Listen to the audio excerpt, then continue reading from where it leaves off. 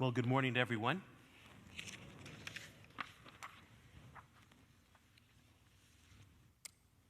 In my journey of priesthood, I had various positions and jobs in the diocese, and there came to the time in the early 2000s I was called to be a pastor.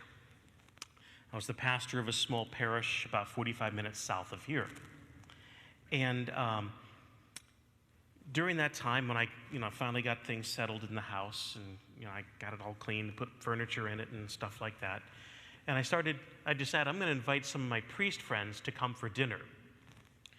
And so one of the earlier guests on the calendar of priest guests on a Friday night or Sunday night, depending on people's schedules, was a young priest of our diocese at that time. He was a young guy. And he had studied over in Rome, and not Father Tui. This isn't Father Tui I'm talking about, because if it was Father Tui, I'd say he was the most wonderful guest I ever had. Hope you can hear me. So in any case, I really worked hard on this first dinner because I'd never really done this before, to host a dinner. And it was just going to be he and I, because everyone had different schedules. And I really worked hard that day.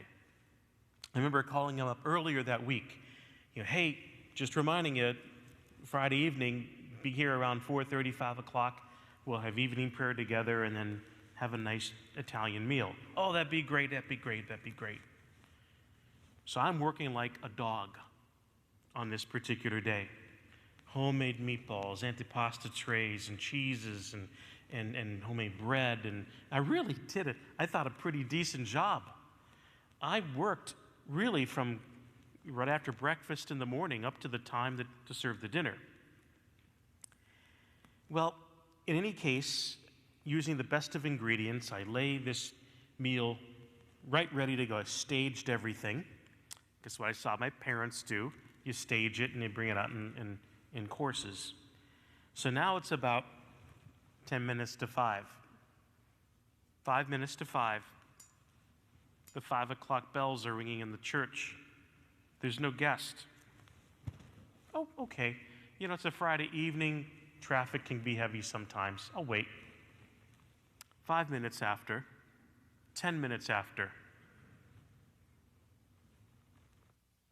Now I'm starting to get worried. 15 minutes after, now we're beginning the slow boil. I remember I am part Italian. The German doesn't help either. So I get this guy on his cell phone, call him up. I said, hey, where are you? Oh, hey, I had something come up. I can't be there tonight. I have enough food for a small army. And I am now getting the boiling point. I actually couldn't really respond to him when he said that, because I would have said something I really would have regretted. Thankfully. Now, what I ultimately did is I took a small portion out. I ate a meal myself. The rest of it I packed up, put back in the fridge. And I was really angry. His disregard of that dinner really put a bad taste in my mouth. And what I come to see was there was an arrogancy. And not that I'm perfect, but what I saw in him was, it makes a big deal. I know you cooked all day long, but hey, something else came up. I think it's important that if any of us have ever encountered anything like that in our lives, is to recall that emotion that you had of how angry you were or disappointed, whatever way you want to describe it. And I think that's important as you and I listen to this particular gospel reading today, which is a parable. Did this event historically happen? Jesus did historically tell the parable, but did the parable happen? No, it's a parable. But I think it's a parable that enough of us who are common folks know what it's like to feel disappointed, especially by someone you enjoy, a friend, a loved one, and that you put in all this effort and work, and it's for naught. And then all of a sudden, it gets you start to think. I think when it comes to the lessons we learned from this particular parable, I think I came to understand in myself that the least we owe to someone who invites is a phone call, but the least we owe to Almighty God for all his blessings and efforts that he gives us every day is at least an apology, an act of contrition, and some type of an effort to rebond us when that bonding with God has been bruised by our lack of attentiveness. The sin of those who failed to show up in the banquet was the sin of ingratitude. We don't often talk about that sin.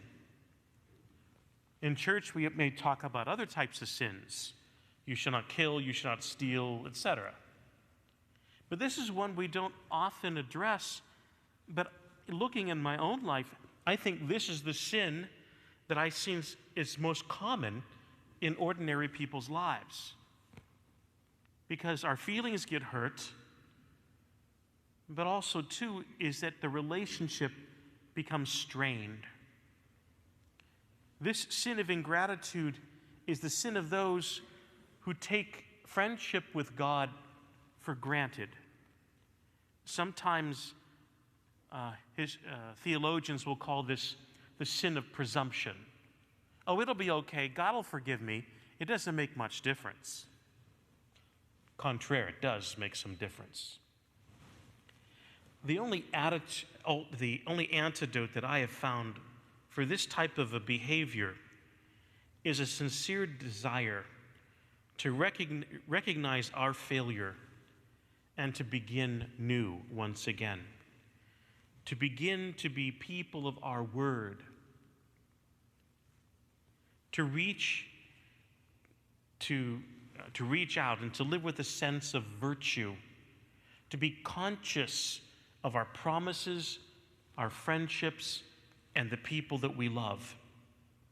Because if we were to habitually hurt the people we love with lies, or, oh, geez, I'm sorry, I forgot again, oops, sorry, I forgot again, he, and all of a sudden the people we love are going to be very estranged from us. They're going to say, I don't need to do this anymore. I don't need to spend time like this anymore. Sometimes people who have suffered addictions and have burned a lot of bridges along the way would easily say, yep, I know exactly what he's talking about. Because after the 200th time of saying, oops, I'm sorry, people then say, look, I'm done. Thankfully, God doesn't do that approach with us. He never says, I'm done.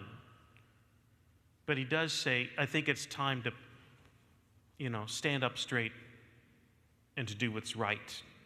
God will call us to task.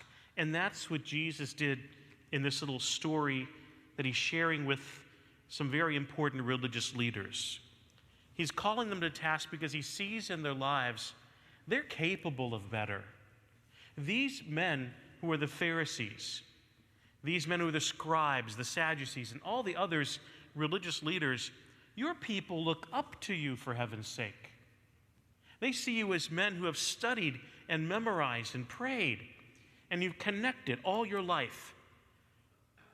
And now all of a sudden you don't have time for the people you're supposed to serve.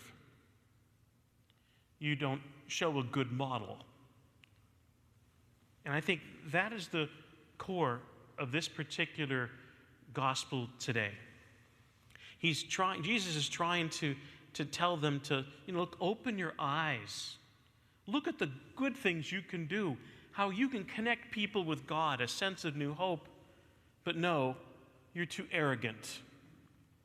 You're not grateful. And ultimately, he says, when we're not grateful, when we're arrogant and puffed up on ourselves, why are we surprised when everything else starts to crumble and we have almost nothing left? Friends, I think it's important for us to hear this message because we all have those moments of ingratitude, even ingratitude towards God himself.